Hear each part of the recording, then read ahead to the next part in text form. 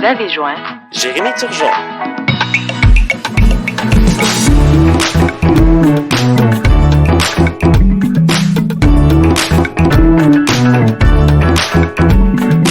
Salut tout le monde, ici Jean-Félix Benoît et Pierre Tripart en direct du quartier des spectacles de Montréal. Vous écoutez En attendant l'appel, l'émission où on parle avec des artistes de leur début de carrière. Bonne émission!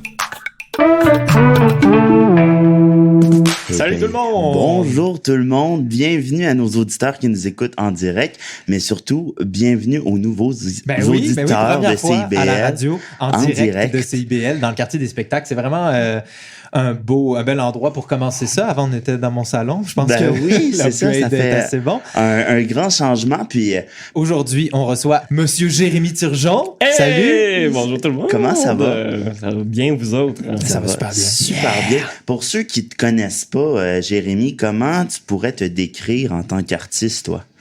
Comment que je me décris comme artiste?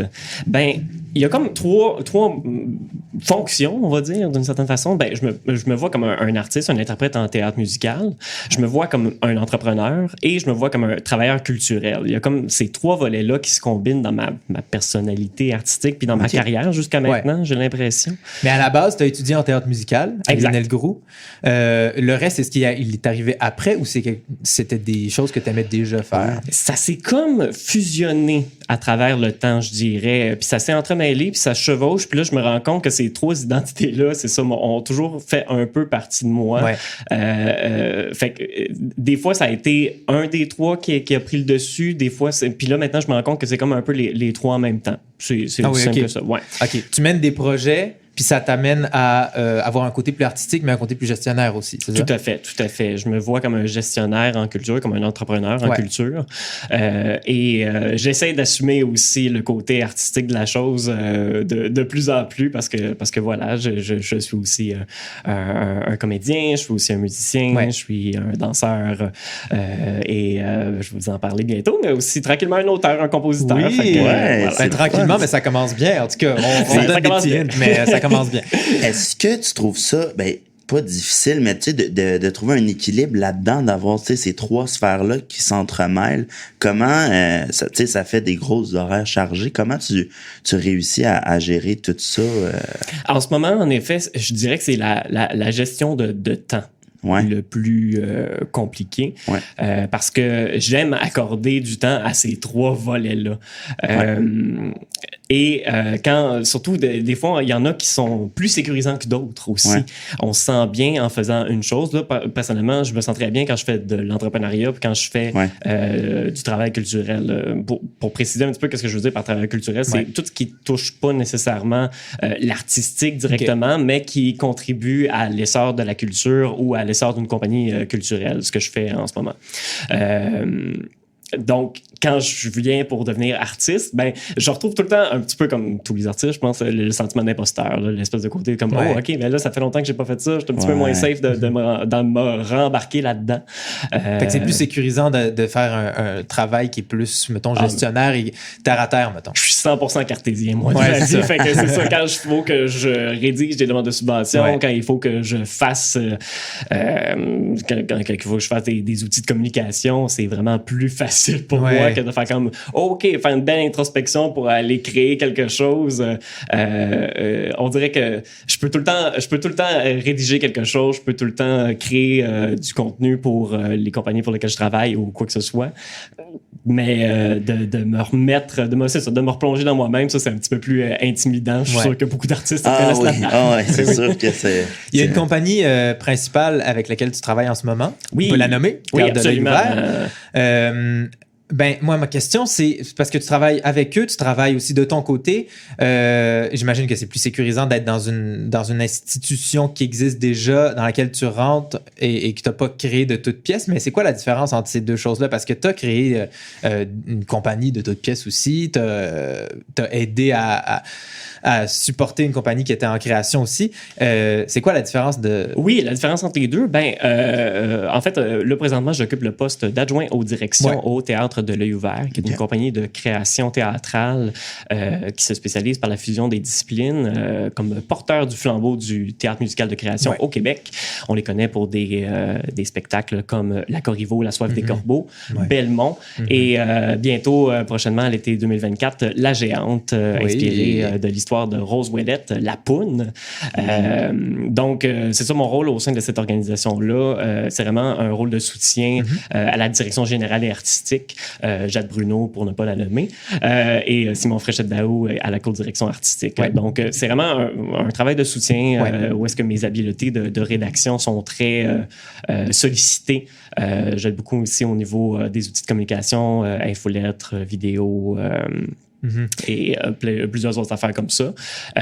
C'est très sécurisant de rejoindre une compagnie qui existe déjà. Ouais, ça doit. Qui fonctionne bien aussi. Là, et qui connaît beaucoup de succès, qui fonctionne bien. C'est vraiment c'est sécurisant. Puis surtout, moi, j'avais déjà un coup de cœur pour leurs activités. Je les connaissais de l'art à ta portée. C'est comme ça que je les avais connus. Puis on avait déjà discuté par le passé. Puis quand j'ai vu l'offre d'emploi circuler sur les médias sociaux, ben, j'ai fait comme, OK, ben, il faut que j'applique à ça. Puis ça a été vraiment un beau coup de cœur au niveau de l'équipe, au niveau des projets. C'est un endroit où est-ce que j'aime travailler.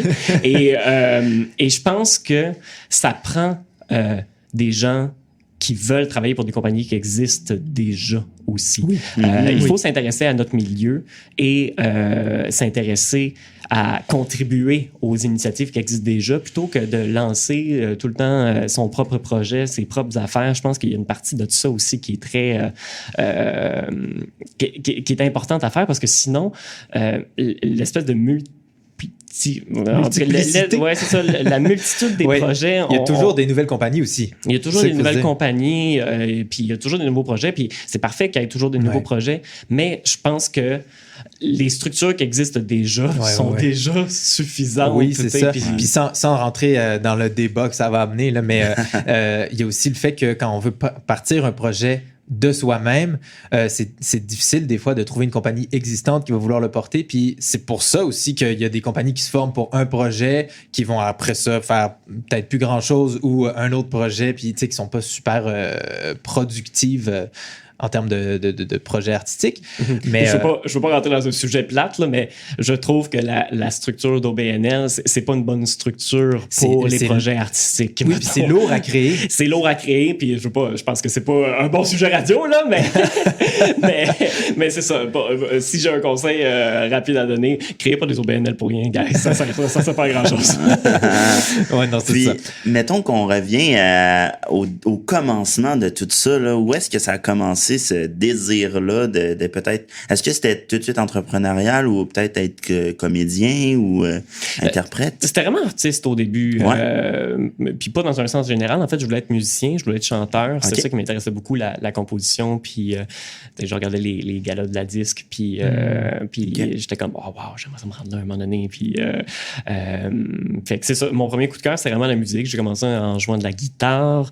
Puis après ça, de façon un peu autodidacte, j'ai appris la bass, la batterie, puis je me suis mis à chanter de mon côté. J'ai appliqué en interprétation à Lionel Groux, pas en interprétation, mais en technique professionnelle de chanson à Lionel Groux, puis j'ai pas été accepté. Fait que là, je me suis dit, ça a l'air que ce volet artistique-là va être un peu plus un sideline ou une passion, quelque chose. Fait que je me suis dit, qu'est-ce que je peux faire d'autre en attendant? J'avais des bonnes notes à l'école, j'ai fait mes sciences humaines à Saint-Jérôme, je tournais un peu en rond, mais j'avais des bonnes notes. Fait que j'étais comme... Où est-ce que je peux aller? J'ai été intéressé par le droit. Fait que je suis allé en droit à l'Université de Montréal. Et à l'Université de Montréal, je suis retombé sur un de mes amours de secondaire qui était la comédie musicale. J'ai intégré la troupe du Comum, qui est la troupe amateur de l'université. J'ai fait 2 productions avec eux, puis j'ai fait OK, mais je pense que c'est ça qu'il faut que je fasse. Je me suis redonné une chance après 4 ans d'études en auditionnant à Lionel Groux en interprétation en théâtre musical, puis je suis rentré. Fait que, Ben oui. à partir de là... The rest is history. The rest is history, comme on T'as fait dit. 4 ans d'études en droit? Ben, 2 ans en sciences humaines, Ok. 2 ans en droit. Ok. Ouais, c'est ça. OK. Fait Puis, que, ouais. est-ce que tu sens que ça t'aide aujourd'hui avec ton poste, avec les projets que tu veux mettre de l'avant? Je pense que la pensée critique que j'ai acquise dans mes années Ouais. d'études m'aide. Ouais. Mais la matière, je te dirais que non. En tant que tel, la matière m'aide pas beaucoup. Je me sers, après avoir fait du droit et avoir commencé théâtre musical, j'ai fait un peu, je me suis dit peut-être que je pourrais faire un bac par cumul. Fait que j'avais commencé un autre certificat en communication appliquée. Puis je me sers plus des 3 cours de communication appliquée que j'ai fait jusqu'à maintenant que des 2 années à temps plein que j'ai fait en droit. Ouais, OK. Mais le droit reste une matière qui me passionne beaucoup. Ouais. Fait que ouais, je pense pas que ça m'a servi tant que ça. J'ai un peu... c'est plus de la compétence transversale, mettons. Oui, c'est ça. Mais Ouais. exact. Peut-être qu'un jour, je finaliserai ça pour mes habiletés de gestionnaire culturel, mais c'est pas... je pense pas que ça sera si pertinent que ça. OK. Fait que là, t'es rentré en théâtre musical, TM, qu'on appelle à Lionel Gros.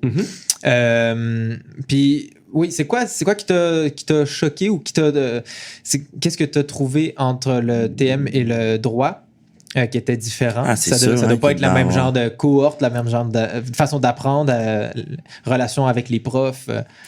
Ben, relation avec les profs, en fait, c'est que j'ai retrouvé un côté profondément humain.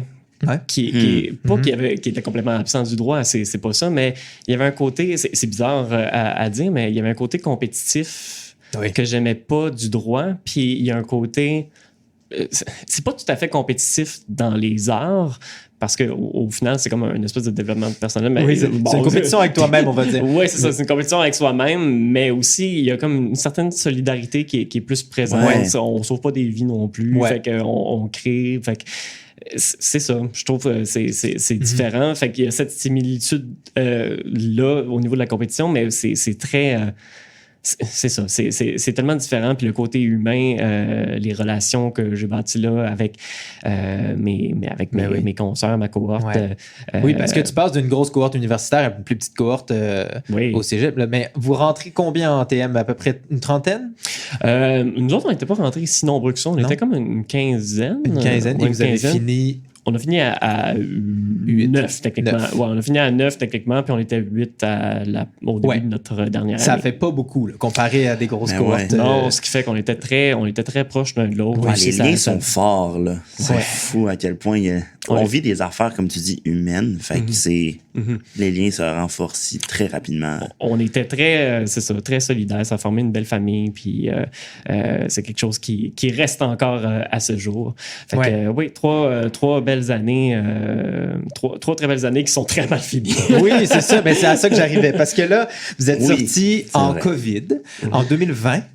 C'est ça? Ouais. Puis vous êtes sorti, vous avez sorti votre projet de fin de DEC qui était supposé avoir lieu à l'école puis là qui a été annulé. Ouais. Vous avez décidé d'en faire un projet commun de votre classe et vous êtes sorti avec ça alors qu'il n'y avait absolument rien pour vous accueillir et pour vous aider dans le milieu et dans le...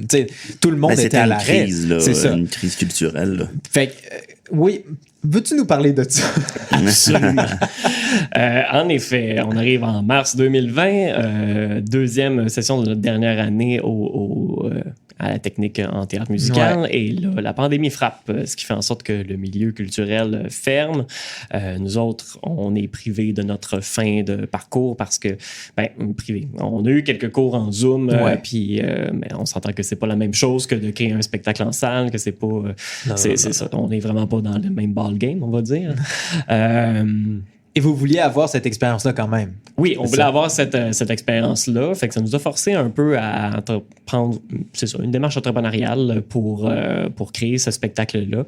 Un spectacle qui s'appelle Paradoxus, le théâtre musical. Un spectacle pour les 6 à 12 ans qui aborde l'histoire d'un groupe d'enfants d'une école primaire qui se rebellent contre les adultes qui leur imposent un rythme de vie effréné.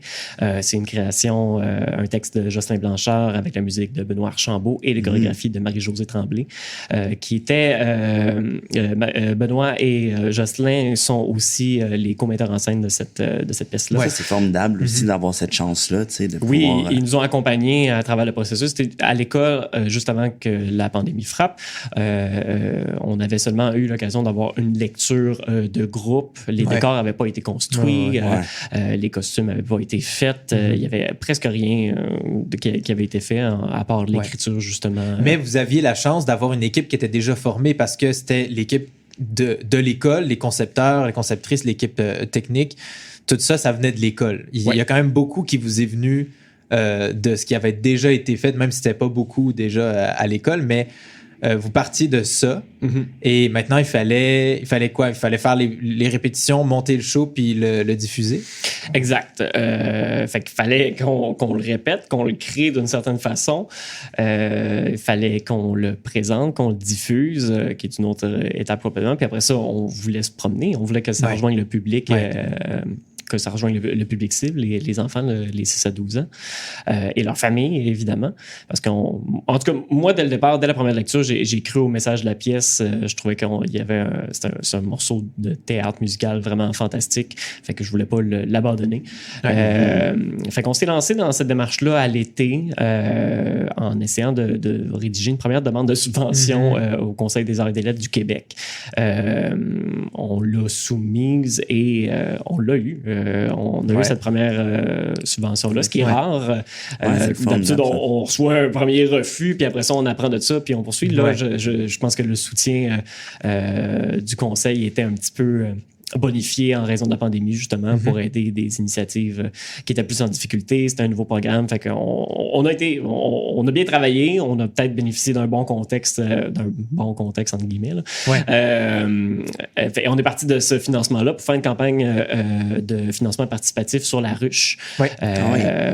Et on a réussi à amasser à peu près 18 000 $ pour continuer notre démarche.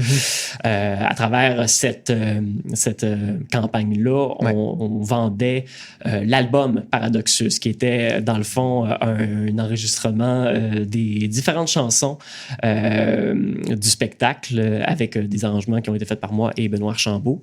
Fait qu'on était tous en mode COVID avec les plexiglas dans mon petit studio dans ça. Parce que t'avais déjà un studio aussi. Oui, j'avais mon petit studio qui est un autre volet. Mais parce qu'il y a plein de trucs en même temps. Là. J'ai trop d'affaires. Fait que c'est ça, on a enregistré ça dans mon petit sous-sol, le local commercial que je loue, le studio alternative. J'ai fait le montage et tout ça. On a réussi à faire une captation en ligne à la Maison de la Culture Montréal-Nord. Puis avec tout ce matériel-là, après 2 ans de démarche, on a finalement présenté Paradoxus au Petit Théâtre du Nord pour... c'était à peu près 8 représentations à ce moment-là, je crois. Quelque chose comme ça. Devant du public scolaire.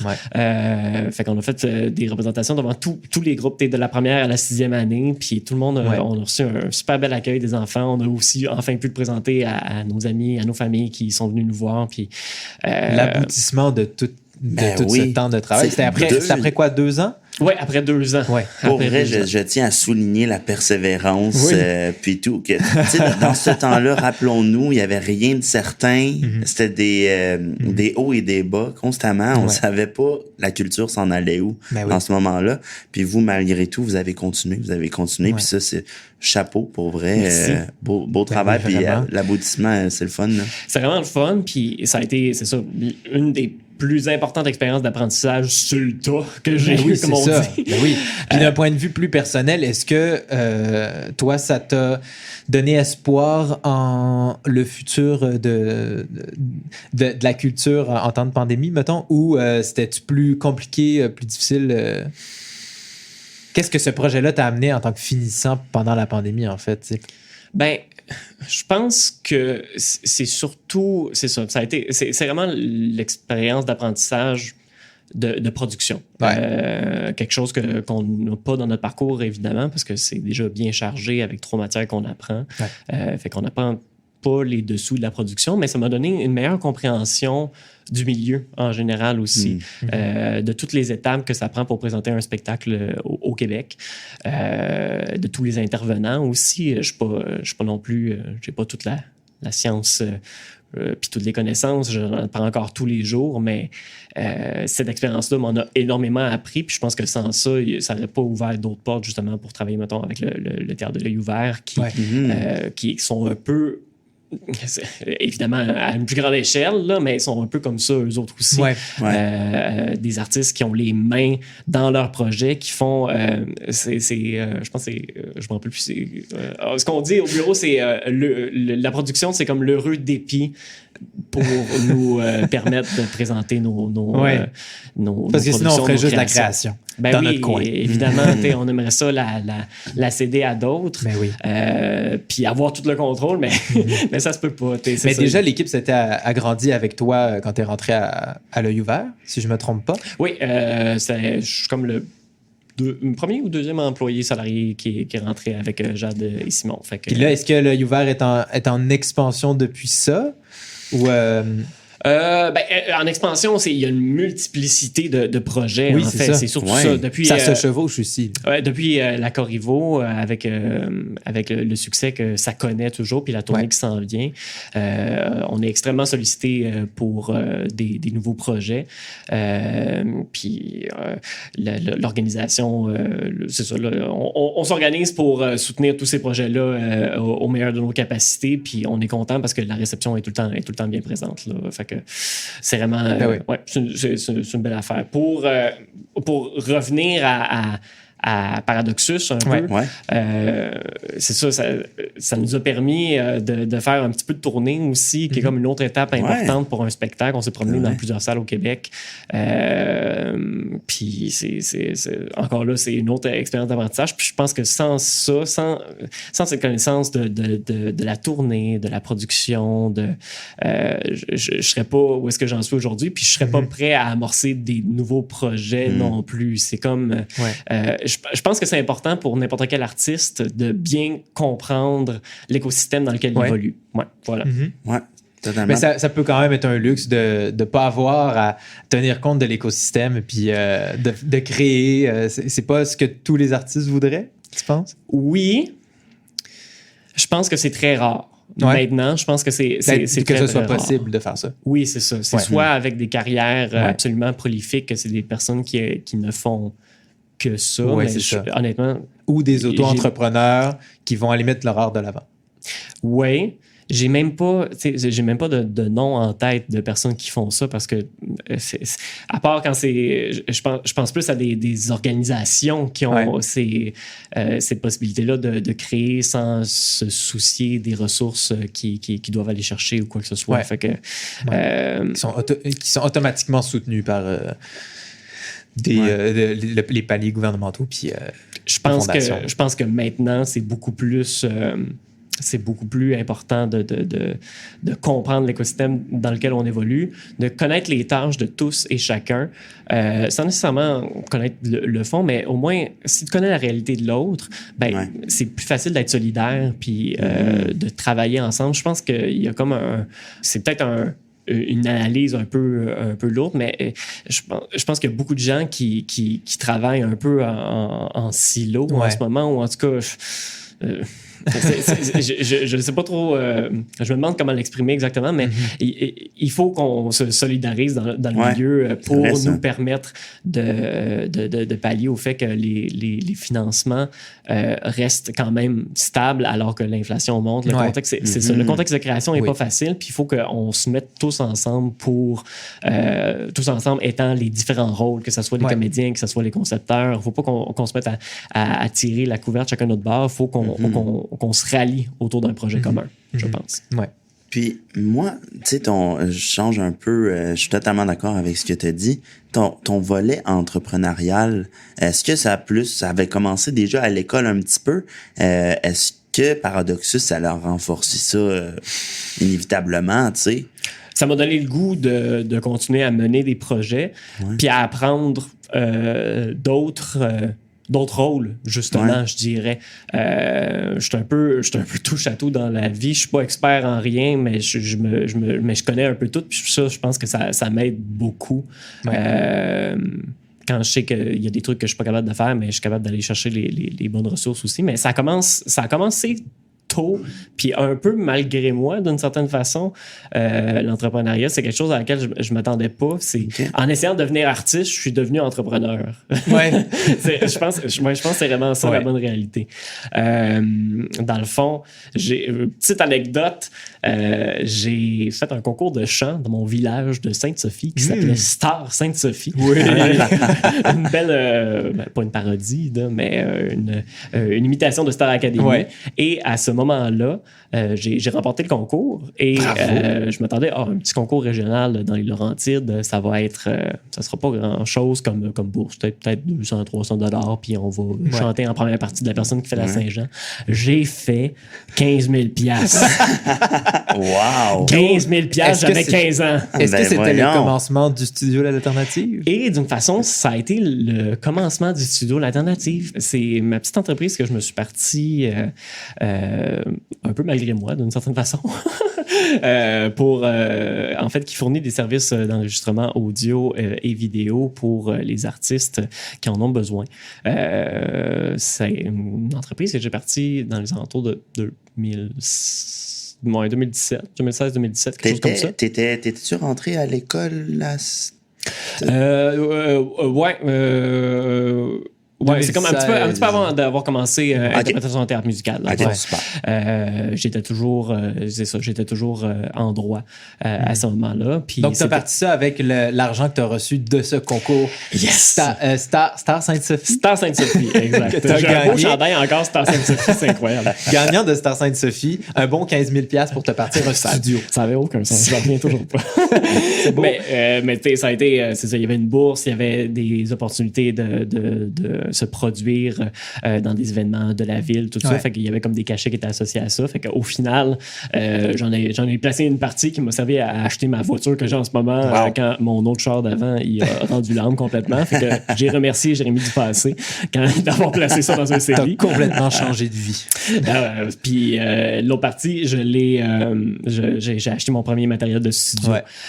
Fait que c'est ça, j'avais comme un petit projet en secondaire 5 là, d'enregistrer comme un mini EP avec des artistes de mon école, puis d'enregistrer une tourne à moi. Fait que j'ai fait ça. Je me suis rendu compte que je n'aimais pas m'enregistrer tout seul, mais que j'avais beaucoup aimé enregistrer les artistes qui venaient dans mon studio. Fait que j'ai dit, OK, je pourrais peut-être continuer à faire ça. J'ai posté une annonce sur Kijiji. Puis là... Et ça a marché. Ça a commencé à marcher tranquillement. Puis là, j'étais encore à Sainte-Sophie, dans les Laurentides, à faire mon studio dans ma chambre. Et il y avait des gens qui venaient enregistrer dans ma chambre. C'est qui les artistes de Sainte-Sophie qui vont enregistrer au studio L'Alternative? C'était quand même assez large. J'ai eu... ça c'est quand même drôle. J'ai mon voisin actuel qui s'appelle Simon. Et maintenant, en fait, il était venu enregistrer avec une chanteuse parce que lui faisait de la musique électronique quand il était au secondaire. C'était quelqu'un que je connaissais de l'école. Puis maintenant, c'est un producer de musique électronique reconnu internationalement. Puis c'est mon voisin. Ce qu'on s'est retrouvé cette année, c'est comme Jérémy, Simon, quoi. Fait que voilà, fait que ça a été un des artistes qui est venu. Sinon, il y avait des gens qui venaient enregistrer de la musique, de la poésie, peu importe. Fait que c'est ça. Après ça, j'ai déménagé à Montréal, puis je voulais garder encore mon studio, refaire des petits trucs. Puis là, j'ai commencé à l'afficher comme le studio L'Alternative à ce moment-là. C'est là que tu as trouvé le nom? Oui, parce que je voulais que ça soit une alternative au gros studio, que ça soit pas trop cher, que ça soit accessible, puis que ces services-là... Puis en fait, je voulais apprendre en le faisant d'une certaine façon. Fait que je voulais pas charger trop cher, mais en même temps, je voulais que ça soit pas non plus gratuit. Non, c'est ça. T'avais quand même appris des choses. Il y avait tout ton beau matériel que tu venais d'acheter. Je suis allé à l'école de YouTube, la gang. Il est allé à l'école de YouTube. Et ça a fonctionné. Il n'y a rien de mieux qu'un bon vidéo YouTube. Exact. Puis là, à Montréal, ça a comme un peu explosé parce qu'il y a plus de demandes. Il y a vraiment plus de demandes dans différents styles. Puis... Dans la sphère du rap, par exemple. Dans la sphère du rap, la gang. Fait que, il y en a beaucoup des rappeurs à Montréal. Fait que j'ai fait beaucoup d'enregistrements vocaux à ce moment-là en rap. Avec des gens qui étaient très bons, d'autres qui étaient pas très bons. Mais j'ai beaucoup appris à apprivoiser certains types de voix puis tout ça. Puis là, tranquillement, à un moment donné, on m'a demandé est-ce que tu pourrais faire mon démo de publicité? quelque chose de même. Fait que là, oui, c'est de la voix. Fait que je peux sûrement faire ça, pas de problème.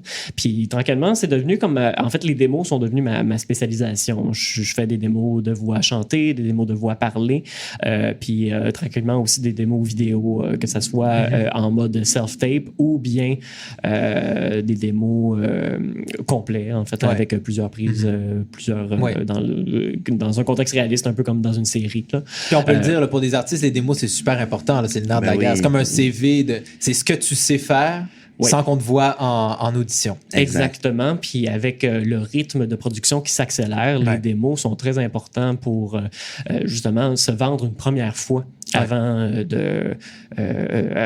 d'être embauché sur un contrat. Juste d'être convoqué. Sur une audition, ça peut être la porte d'entrée. Là. Oui, tout à fait. Fait que je pense que c'est important d'avoir des démos qui sont à jour, puis des démos qui représentent nos capacités, puis qui nous mettent en valeur. Mais c'est une charge qui est tout le temps mise sur les épaules de l'artiste. Et il y a certaines compagnies, je ne veux pas pointer du doigt personne, mais ça coûte cher produire un démo. Ça peut coûter très, très cher, très rapidement. Puis moi, j'ai encore l'intention que ça reste accessible, que ça ne coûte pas des centaines et des centaines de dollars. Je me situe dans les alentours de... en fait, je ne vois pas trop pourquoi. Il nous donne ses prix. Allez voir sur le site. Vous me contacterez. Mais c'est ça, ça reste que c'est plus abordable, je crois.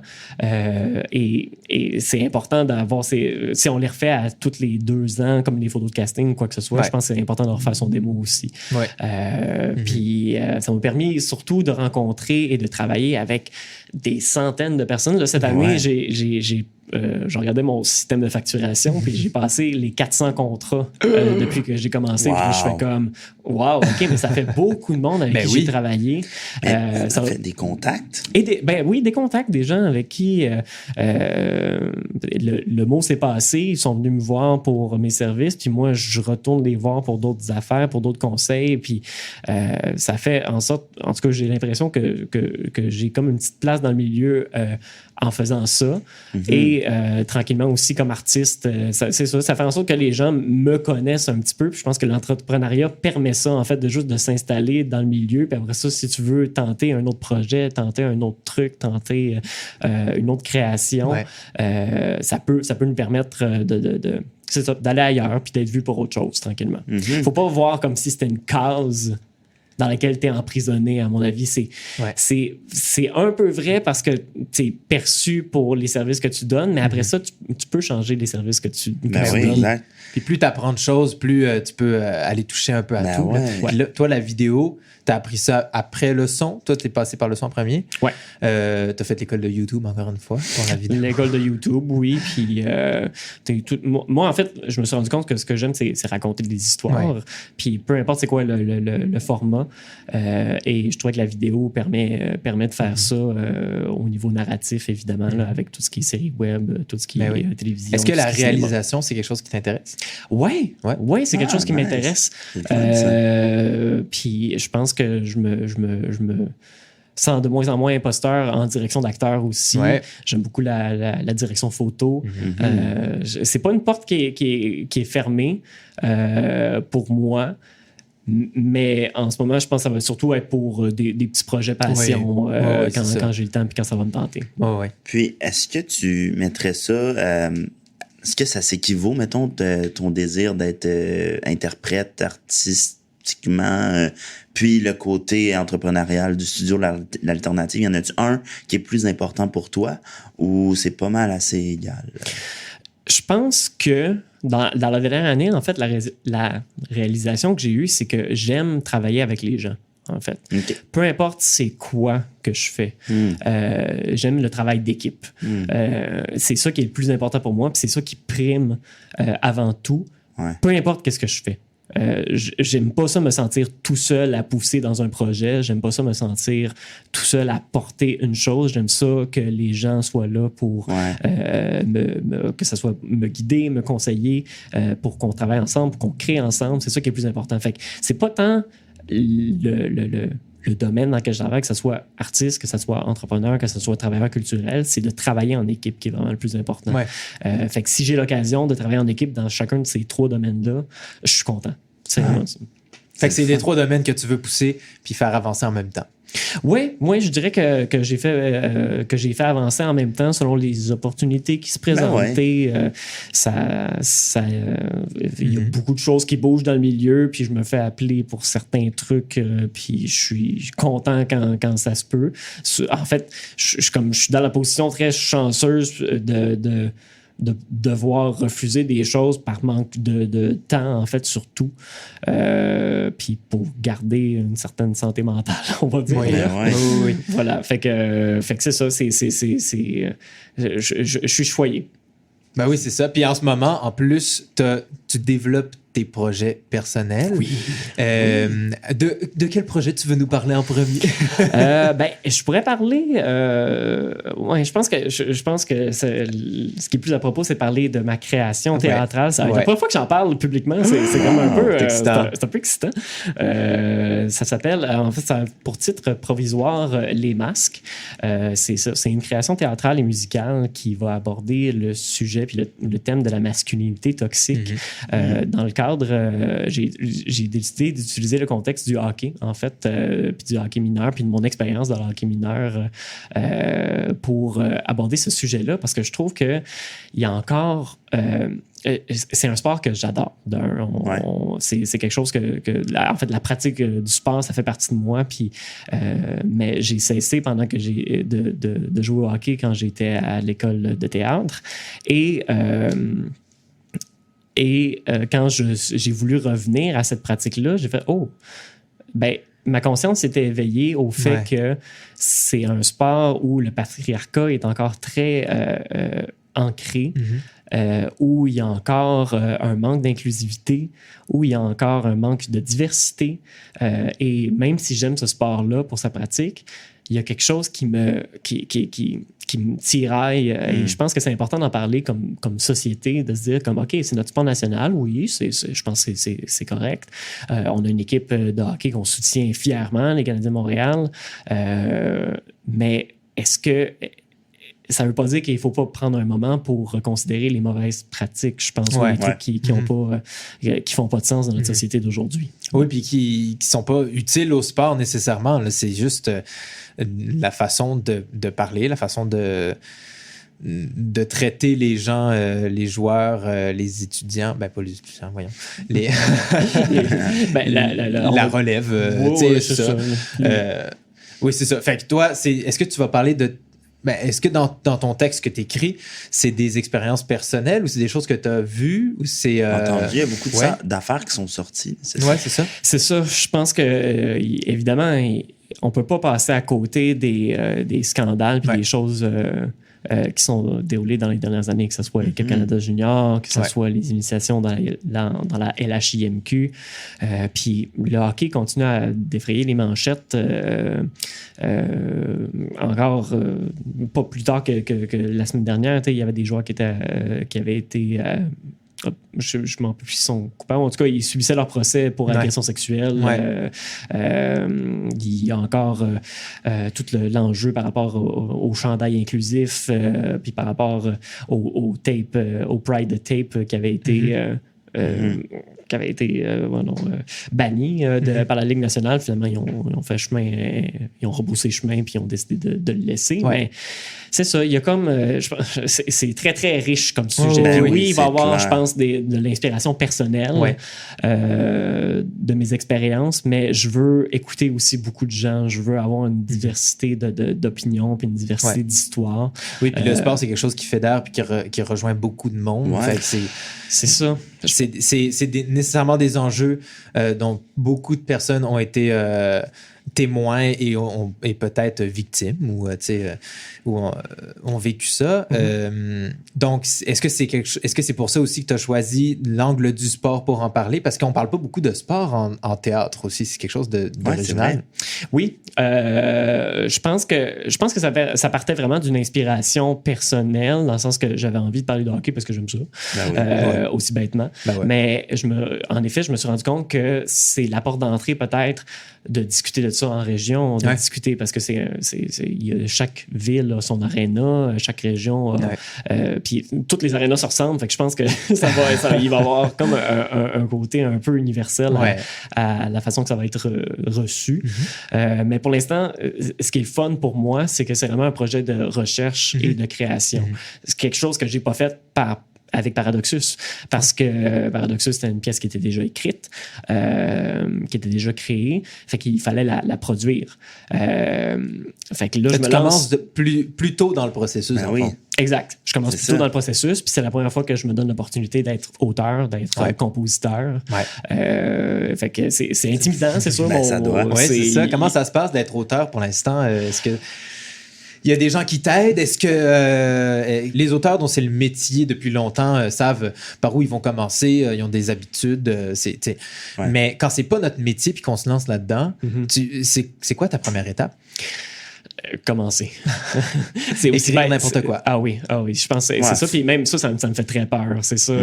En fait, j'avais suivi un cours dans la formation continue de l'Union des artistes il y a 2 ans, si je ne me trompe pas, qui était la pratique de l'auteur-interprète, qui était donnée par Gilles-Philippe Pelletier, si je ne me trompe pas. Puis j'adorais écrire dans le cadre du cours. C'est un cours qui était donné en ligne, fait que j'écrivais mes affaires, j'avançais tranquillement. Puis à chaque fois que j'arrivais pour présenter quelque chose au reste du groupe, je choquais. J'étais pas capable. J'étais absolument incapable de le dire. J'inventais des excuses complètement bidons pour dire comme hey, j'ai écrit ça à la main, j'ai de la misère à me relire, je vais le retaper, passer à quelqu'un d'autre, puis si on a du temps, je vais. Hey, c'était vraiment n'importe quoi. J'ai pas lu finalement. Ou peut-être une ou 2 fois, mais j'avais le shake devant mon ordinateur. Puis ça m'a comme confirmé qu'il y avait sûrement de quoi à dire, puis quelque chose à faire avec ça, parce que ça faisait longtemps que j'avais pas eu cette est-ce que tu te sentais un peu comme à ton entrée à l'école? C'est-tu le même stress que le stress de comédien? Parce que là, c'est quelque chose qui est plus proche de toi. Oui, je pense que oui, parce que quand j'ai commencé comme comédien, comme chanteur, c'était en effet très vulnérabilisant. Puis tranquillement, je me suis habitué à ça, puis c'est un peu seconde nature, même s'il y a un peu un track qui revient à chaque présentation, peu importe. Puis maintenant, avec comme auteur, oui, je pense qu'il y a un côté de ça. Il y a comme un track qui arrive. Puis je pense que c'est un bon track. T'aimes ça retrouver un peu ce sentiment-là de quand tu as commencé à jouer? C'est une belle adrénaline, oui, définitivement. Fait qu'il faut commencer. Oui, il faut commencer. Oh! On a un appel. On a-tu un appel en studio? OK, tu peux prendre le téléphone. Je vais décrocher. Oui, bonjour. Hey, salut Jérémy, j'espère que tu vas super bien. Écoute, j'ai une super opportunité pour toi, une expérience de vie. Je pense que tu aimerais vivre. Je pense que tu vas pouvoir grandir suite à ça. Écoute, je me lance. C'est, dans le fond, on aimerait que tu joues le lead, le premier rôle dans une nouvelle comédie musicale québécoise. Et puis en parallèle, on va faire un film du montage, de la création et puis des représentations. Puis dans le fond, ça se fait en Australie. On a comme un terrain de 118 acres, mais on n'a pas de réseau téléphone. Puis c'est d'une durée d'à peu près de 2 ans. Donc je sais que ça peut paraître quand même assez intense, mais pour vrai, je pense que ça peut être une expérience de vie que tu vas pouvoir vivre avec toute la distribution. Tu vas pouvoir t'amuser, te découvrir, puis si t'es intéressé, tu m'appelles, je t'en parle un petit peu plus. Le rôle est vraiment formidable, le casting est parfait. Fait que rappelle-moi, ça serait vraiment formidable d'avoir dans l'équipe, puis c'est sûr que tu serais compensé pour toutes ces 2 années-là, on va te payer en masse. OK? Bye. On va te payer en masse. On va te payer en masse. Let's go. Hey, c'est quand même tout un appel. Ouais. Quand même, hein, c'est toute une offre. Hey, c'est toute une offre. Fait que 2 ans en Australie pour une nouvelle création de théâtre musical québécois. Ouais. Okay. Puis en plus, ils vont faire un film, télé, série avec ça. Ouais. Y a-t-il quelque chose qui t'attire là-dedans? Il y a plein d'affaires qui m'attirent, sérieusement. Oui. Puis moi, c'est... comme n'importe qui, comme n'importe quel artiste interprète, c'est rare que tu te fais appeler pour te faire offrir des choses comme ça. Fait que c'est sûr que je suis très, très, très flatté, puis je me considère chanceux d'avoir ça. Fait que c'est sûr que je le considère.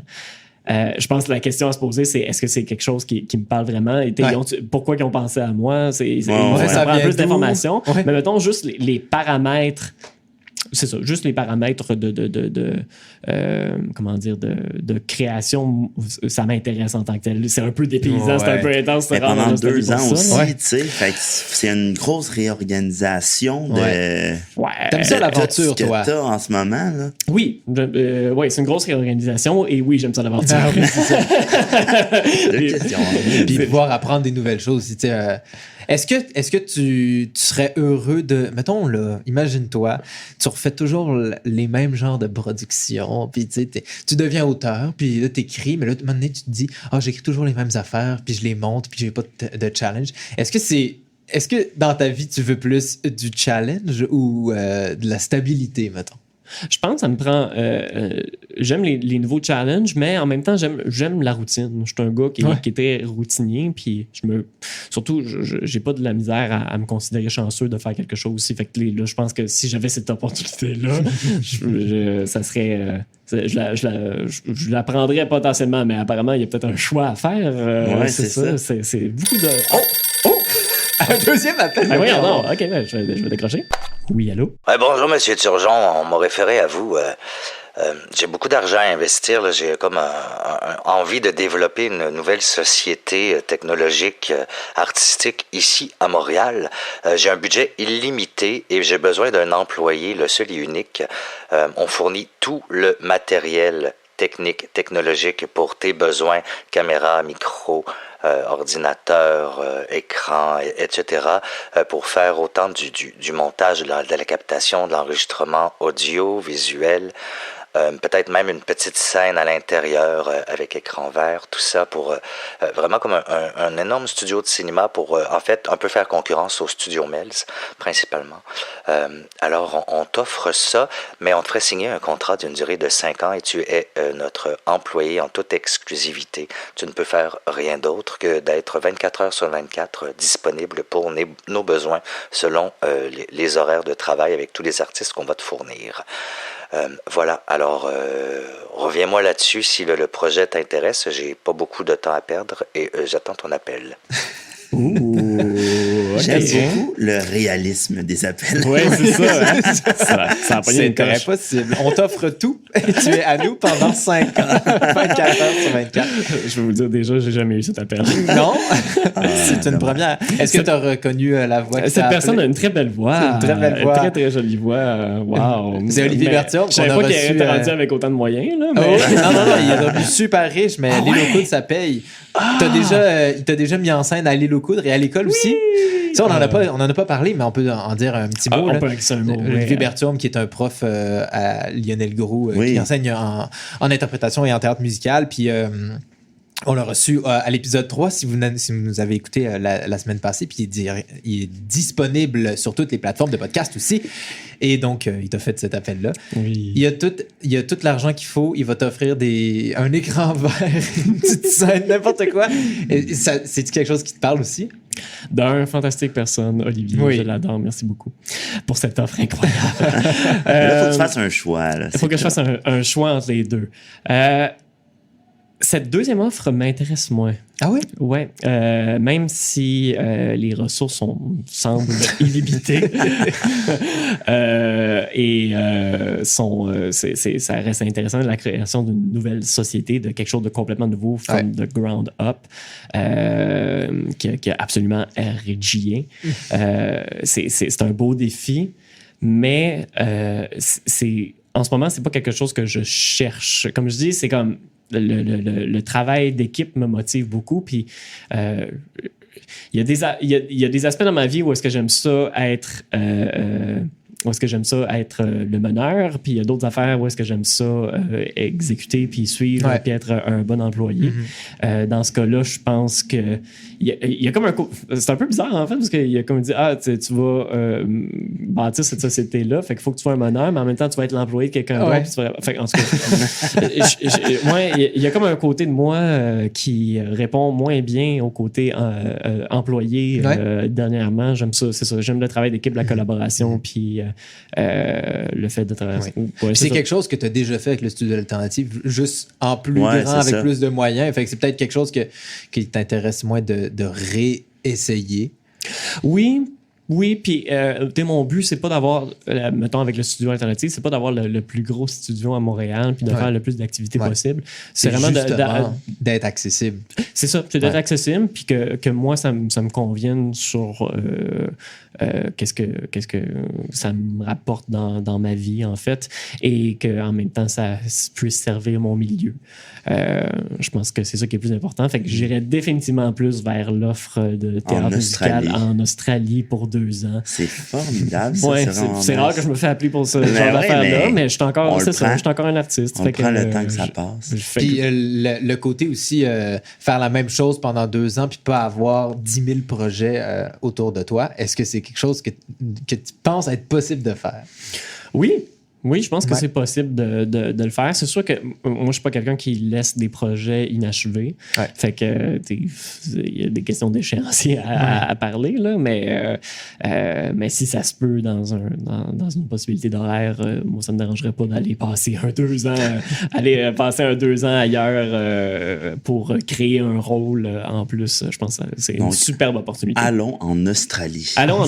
Et là, l'émission tire déjà bientôt à sa fin, puis j'aimerais ça beaucoup que tu nous parles d'un projet rapidement, là, en quelques minutes, qui s'en vient, que tu aimerais bientôt.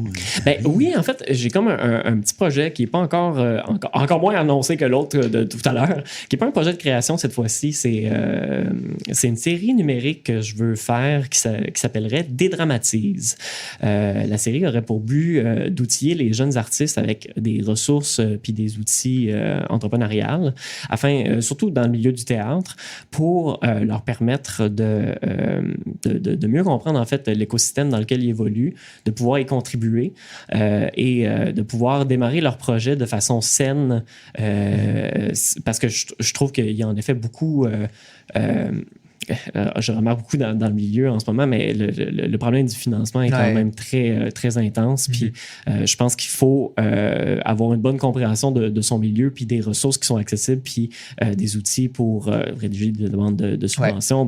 Bref, plein d'affaires que les jeunes artistes ont besoin, qui ne sont pas encore hyper accessibles. Fait que l'idée, c'est de le rendre le plus accessible possible, probablement par une série de vidéos sur YouTube que j'essaierai de bien faire pour que ça soit bien dynamique et bien le fun.